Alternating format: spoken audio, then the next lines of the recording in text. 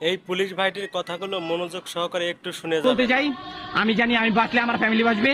আমি এই জন্য স্বেচ্ছায় আমার চাকরি থেকে অব্যাহতি নিচ্ছি। আমার এই প্রিয় ইউনিফর্মটা, যেটার জন্য আমি সারা জীবন কষ্ট করে গেছি, 6টা মাস কুকুর মতো কষ্ট করছি ট্রেনিং সেন্টারে, আজকে আমি এই ইউনিফর্মটা খুলে চলে যাচ্ছি।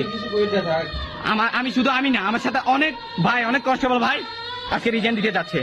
শুধু আমি না, প্রায় 100-এরও অধিক হবে আজকে রিজাইন দিব। আমরা একসাথে দিব ইনশাল্লাহ। এই বাংলাদেশ, নতুন বাংলাদেশে আমরা নতুন পুলিশ দেখবো, নতুন পুলিশ, নতুন বাংলাদেশ করবে ইনশাল্লাহ।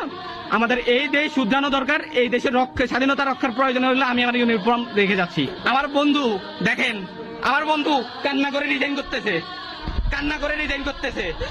ইউনিফর্মে এমনি ডাক নাই, এই লোক অনেক কষ্ট করে আসতেছে। ওর বাবা মার একমাত্র কথা, ওর বাবা মার কি কষ্ট হয় না? কালকে যেরকম কুত্তার মতো মানুষ মারছে, পুলিশ মারছে, এটা কোর্টের বিচার হয়েছে।